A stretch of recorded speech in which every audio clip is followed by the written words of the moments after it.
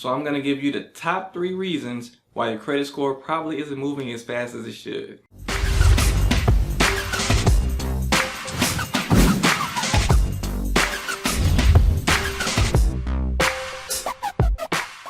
Hi, I'm Will Frazier, credit expert and real estate agent, and I'm here to give you credit tips to get you back on track. So one of the main reasons why a person's credit score may not be moving as fast as it should while you're working to try to improve it is because of late payments. 30-day late payments on your credit report can be severely damaging. They can drop you anywhere from 50 to 100 points. And because of that, when they stay and linger on your credit report, they can cause a really heavy slowing effect on your credit score's improvement. Basically, they act like a blanket that is covering up the credit score, and it's slowly, month after month, of not having any more late payments will slowly cause your score to show how it should show as that cover is being removed.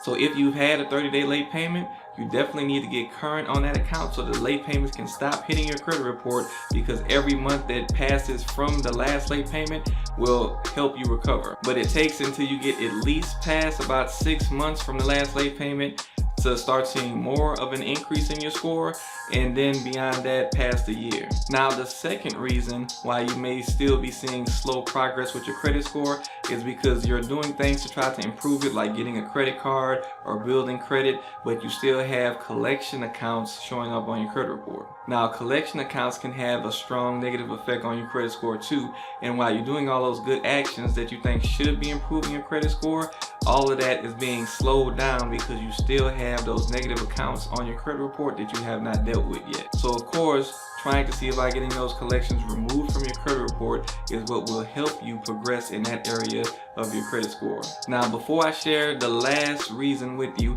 I want you to go ahead and like this video if you're getting value from it, and make sure to leave a comment below about any questions you may have or anything that you've had an experience with this. And if you haven't seen your credit report, you've just been looking at your credit scores to kind of gauge where you are, you probably want to see your credit report so that you can see if these things are on your credit report. And it's always best to look at all 3 credit reports so that you can know that you're seeing everything that's available out there, because the 3 bureaus usually have different information and sometimes conflicting information on your credit reports. So if you need a resource to get all 3 of your credit reports and scores, FICO scores included, we have a link to that in the description of this video. Now the third thing that can be causing your score to move slowly and is commonly overlooked by a lot of people is your credit card balances. There are a lot of people that are unaware that if you get your credit balance past 30% of your credit limit, it can cause your score to severely drop. And the further you go past that limit, the more it can cause your score to decrease. Now this can make the credit score very sluggish when you're trying to improve your credit, no matter how much